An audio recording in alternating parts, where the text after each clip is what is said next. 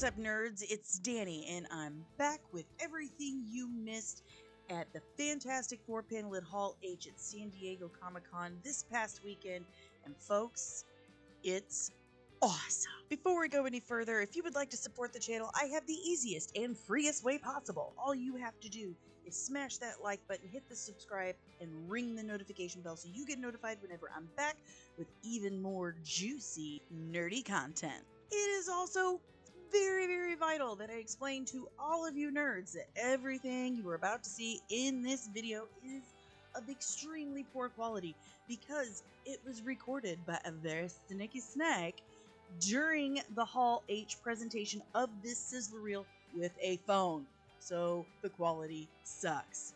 Though I cannot show you legally the sizzle reel in its entirety as it was seen in Hall H, I can show you some awesome shots from it and tell you everything that's going on. So buckle up, nerds. Let's dig in. Nobody at the Fantastic Four Hall H panel knew that this sizzle reel was going to be showed. Every single participant thought they were just there for the panel, for the Q&A. There was this super cool flying Fantastic Four car, and Feige was like, thanks guys, hope you have a nice night. And then all of a sudden the lights went down, and this very cool, very retro Fantastic Four graphic appeared on the screen. Everyone went bonkers. Nobody saw this coming.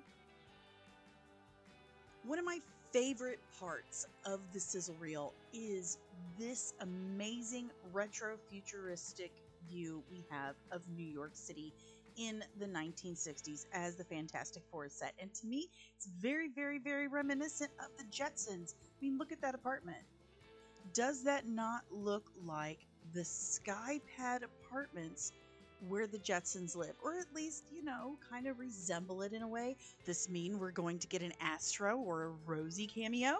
Our first look of Pedro Pascal as Dr. Reed Richards is similar to Bill Nye the Science Guy. It looks like he's teaching a class of kids for TV called Fantastic Science with Dr. Richards, and they're super bored because he is teaching about the multiverse theory, and they're bored about it, so he offers to blow something up instead, which they're super pumped.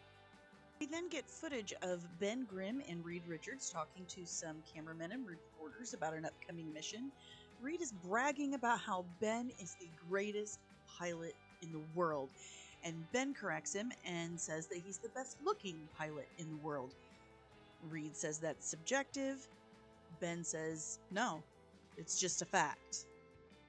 We then get our first look at what I suspect to be the flying Fantastic Four car, and you gotta love the attention to detail on the production design team because this looks exactly like the tail end of a 1963.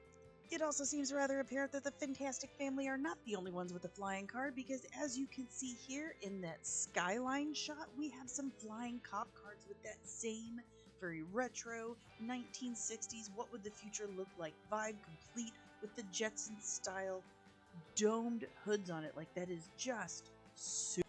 Then we get our first look at Vanessa Kirby as Sue Storm and our first look as Sue and Reed as a couple on screen. And let me tell you something, the chemistry is so real between these two. I mean, look at those sparks. I would totally not be surprised if these two were actually boning in real life. Like, look at that. And the costume department totally understood the assignment. The simple boxy cut of the dress, the color blocking, the large clunky button, really feeling the 60s vibe here. We move on to what looks like a game show inspired by the very popular 1960s game show, The Dating Game. This one's called Let's Make a Match, where a young woman is given the option to choose between 3 contestants, and she chooses number 3, who happens to be Ben Grimm as the Thing. We start to see shots of the team getting ready for their mission in their retro spacesuits. Also around this table, Sue and Reed holding hands, Johnny filling out what I believe is a pre-flight questionnaire, and then we move to Sue and Johnny walking the gangway to the ship. Sue mentions to the reporters that her brother is very single. And as the ship launches, you can hear Reed over the intercom speaking to all who can hear, reporters, I'm assuming people may be watching this on TV. He starts to give this speech, but it cuts off, and all of a sudden you hear this epic music playing, this operatic choir singing each syllable Fantastic Four in the most epic way you can imagine, as the title card appears on screen with the official title of the movie, Fantastic Four First Steps. Screen goes black, the crowd cheers, and much to the continued surprise of this bewildered crowd, we also got our first look at Galactus. Larger than life, massive, totally not a cloud at all, planet eater himself, Galactus. Holy crap. Well, nerds, that is everything that was seen in the sizzle reel for Fantastic Four First Steps at Hall H San Diego Comic-Con this past weekend. And boy, is it so much more than we thought we were going to get. I mean, the retro vibe, the chemistry between the cast, Galactus. I mean, it's only test footage that we've gotten to see so far, but I'm digging what they're throwing down here.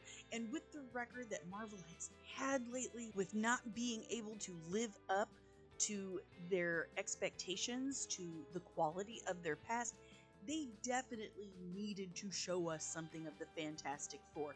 I mean, Deadpool and Wolverine is doing amazing, like mind-blowingly amazing in theaters right now. And it's a fantastic film. I do highly recommend you go see it. But we did need to see what they were up to with Fantastic Four, and I could not be happier with the direction they're going. It looks like they're 100% respecting the IP. They're giving it all the passion, time, and quality that something like this deserves. This is the first family of Marvel after all. Anything less than 150,000% on this film, and Feige's personal touch would not be acceptable. I don't know about you guys, but I am ready for Fantastic Four First Steps. But that's just me. I want to know what you guys think. Tell me in the comments below. I want to hear all about it. But that's all I have for you nerds today. Thank you so much for hanging out.